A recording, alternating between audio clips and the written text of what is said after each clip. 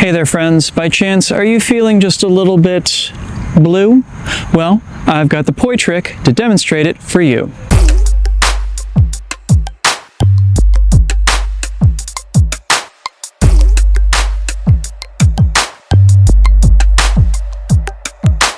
Drex here from DrexFactor Poi, sharing with you the love of poi spinning and flow arts to benefit your body and brain.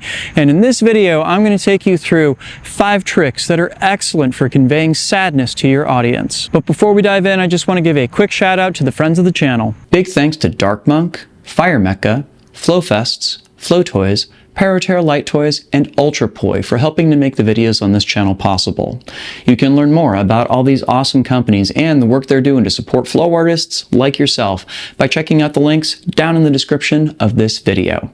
And special thanks to the non-business friend of the channel, Pekha Pekkonen. Thank you so very much for supporting my channel, my work, and my mission. So one thing I hear a lot about my Poi dance work is that it's very expressive. There's a lot of emotions there, and as part of that, I often get people asking me how to convey this emotion or that emotion, and I figured I would go ahead and start off with that most intense emotion of all, sadness. So what Poi tricks convey sadness?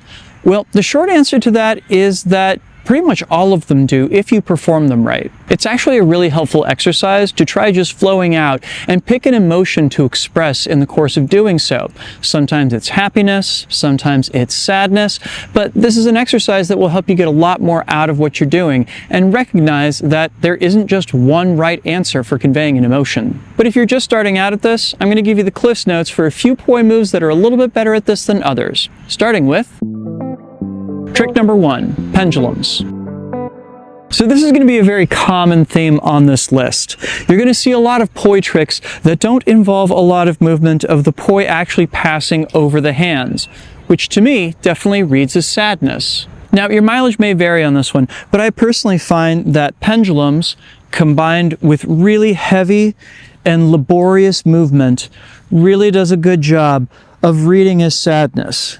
Bonus points if you keep your head cowered over and your movements plaitative and submissive. Furthermore, I don't think there's any one timing and direction mode that does a better job of this than others.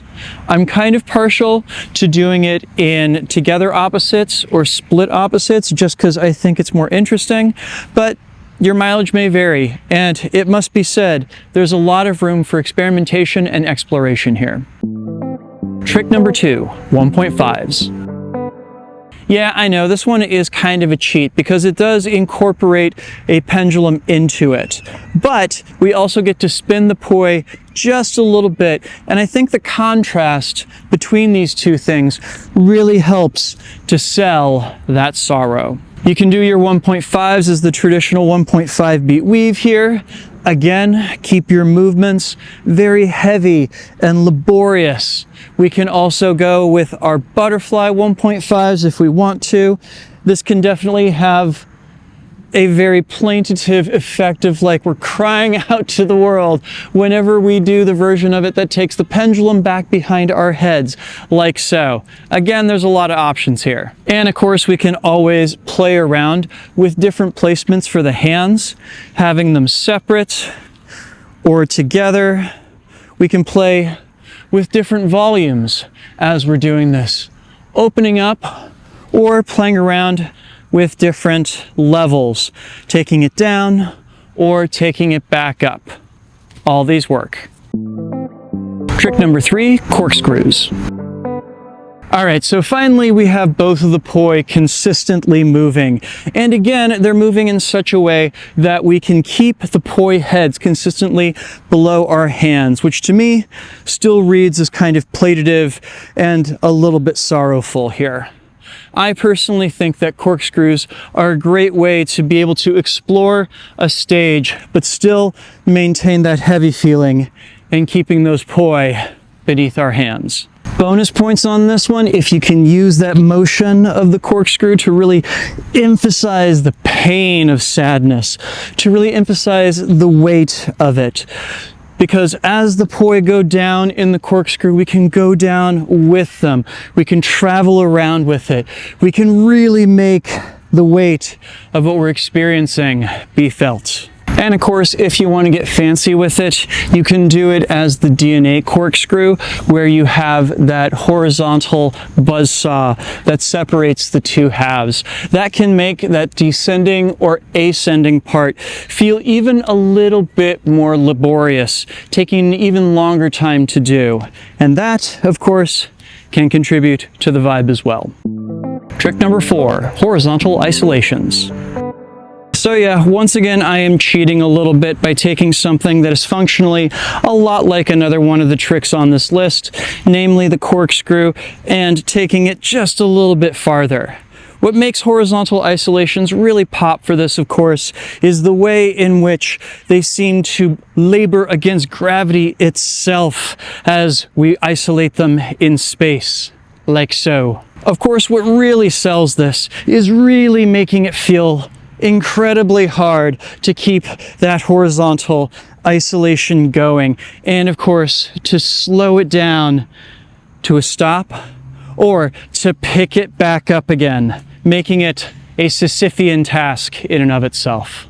I will say one special bonus of this too is that, especially if you line it up right, you can almost make it believable that that horizontal isolation is like tears falling from your eyes if you line up the silhouette properly.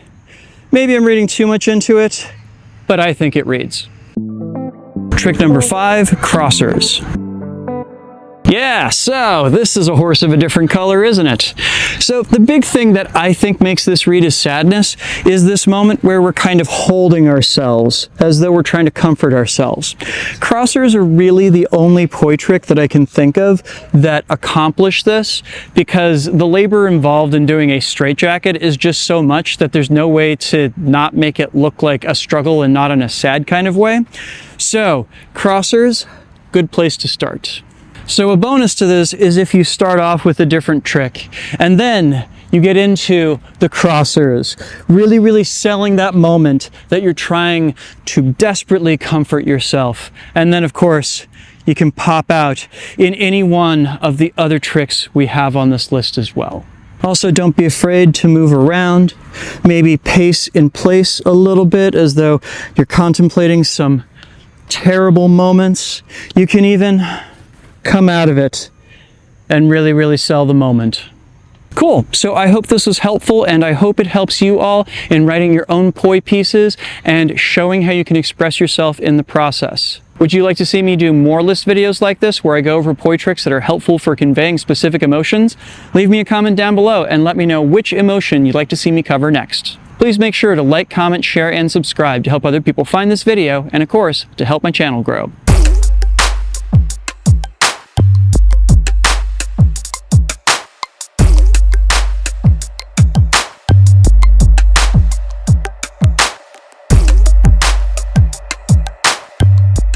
This video would not be possible without my amazing supporters on Patreon. In particular, I'd love to give a shout out to my Flow patrons who are listed on screen right now. Thank you all so much for supporting my channel, my work, and my mission. And if you would like to get your name in the credits or access to a whole host of other rewards, you can go sign up for my Patreon over at patreon.com/DrexFactor Poi. I'll include a link down in the description as well as up in the cards. Thank you, check it out. And if you'd like to learn some poi dance basics to go along with all of these tricks that you're learning to help you convey emotion, I'll go ahead and link to a playlist of videos I have done on those techniques up on screen as well as down in the description. Thank you so much for watching. Make sure to get out and flow yourselves today, and I'll see you with a new video real soon. Take care now. Peace.